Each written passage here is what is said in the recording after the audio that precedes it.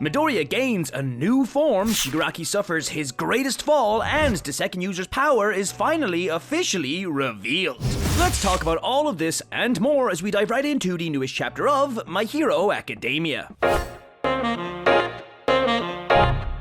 So My Hero Academia Chapter 369 is finally out, and with it we get to see Midoriya unleash his true full power on Shigaraki, utilizing every single quirk in his arsenal. And let me just say, Shigaraki ain't ready for this heat. But before I begin talking about this chapter, and because I kinda missed a lot of videos, I'm just gonna give a quick recap on the most recent happenings in the My Hero world, so we can all catch up. But if you already know all of this and just want to see the newest chapter, I'll leave a timestamp below. But anyways, last we left off, we saw Lord Nutsackface All For One use a modified version of the Quirk Erasure bullet made from Eri's quirk to revert back to his younger, sexy, naked self. And upon doing so, he then graciously revealed to us and the heroes that this last-ditch effort will not only result in his inevitable death, as he will eventually rewind himself out of existence, but he also revealed why exactly he turned to a life of villainy in the first place. And the answer is because fuck it, why not? That's the world's most dangerous and evil villain, everyone. And that's the last we saw of All For One's old body. As meanwhile, over at the floating UA, the heroes realized that Bakugo is the most popular character in the entire series, and that him dying would be detrimental to sales. So the hero Edgeshot says screw it, I'll become his heart and bring him back to life. Which is apparently something he can do? Shigaraki, pissed at the idea that the heroes can bring back something he destroyed, starts to lose his mind and go berserk, ripping off Mirko's only good arm, which doesn't stop her, by the way. Jesus, she is terrifying. Thank Christ she's on our side. And a bit of Shiggy's inner Tenko gets loose, causing him to create skin sculptures of his dead family from his appendages. You know, Horikoshi would be an amazing horror writer, because that is all kinds of messed up.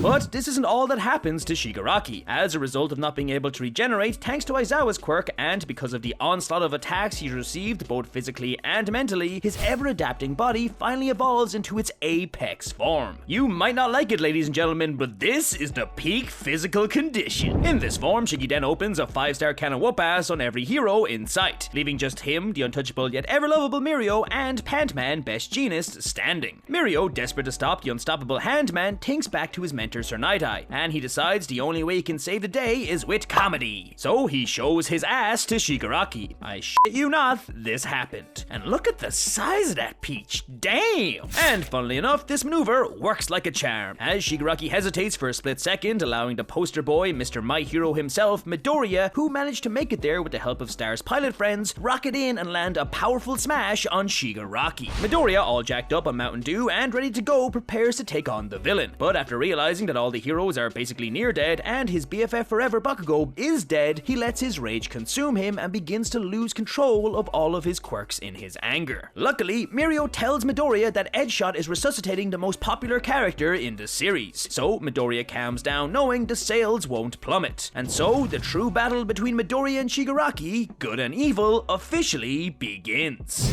During this fight, not only does Midoriya and the other vestiges learn that Tenko Shimura is still alive somewhere inside of Shiggy's body and mind, but Izuku goes to absolute pound town on Shiggy, beating him around the arena while also activating the second user's quirk, which seemingly lets him go full Monkey D. Luffy, changing gears, increasing both his speed and power. However, it isn't until the newest chapter till we learn what exactly this quirk is. But luckily for us, this is where chapter 369 picks up.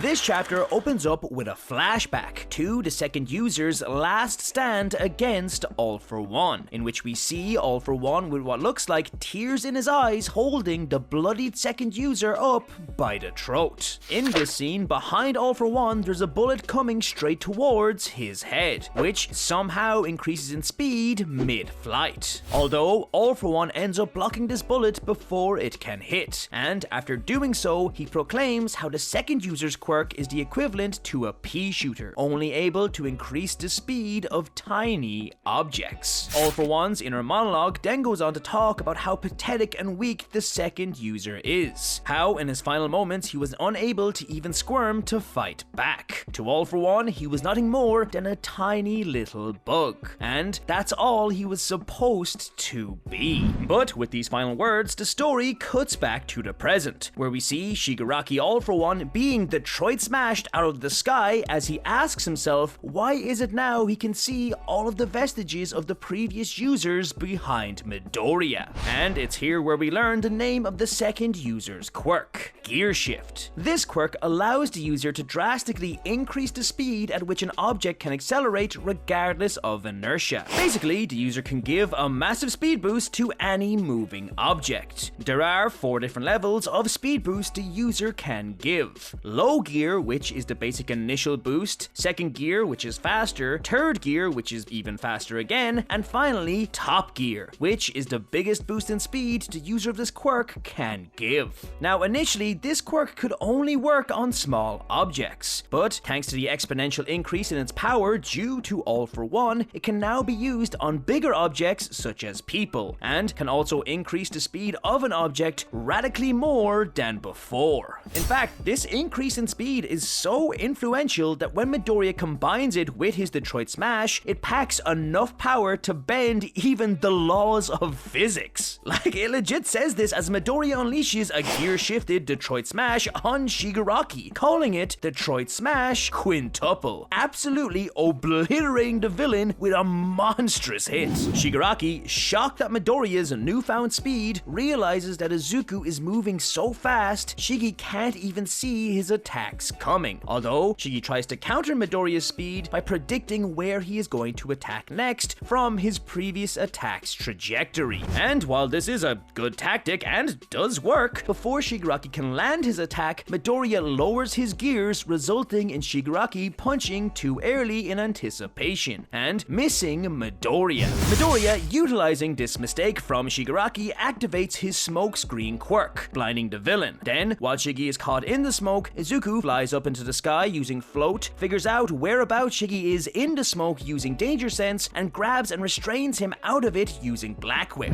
Finally, with Shigaraki in his grasp, he pulls the villain towards him, and using the combined built-up power of Fajin, the third user's quirk, Gear Shift, the second user's quirk, and One for All, Midoriya prepares to unleash all of his power in his new form, which he calls Overdrive. Overdrive is basically just Midoriya using all of his power-up moves together to make him as powerful as possible. And as Midoriya powers up, we not only get to see this badass image of him with all of the previous users of One for All, but he also screams out that he's not holding back this time, and that he won't let All for One hurt anyone else. Midoriya then unleashes all of his power in a single punch into Shigaraki's chest, utterly annihilating the villain, completely destroying all of his additional hands, leaving a giant black hole in Shigi's chest. During this attack, the second user also calls out to All for One that it doesn't matter what a person's meta ability is, it's what they do with it that makes a difference. And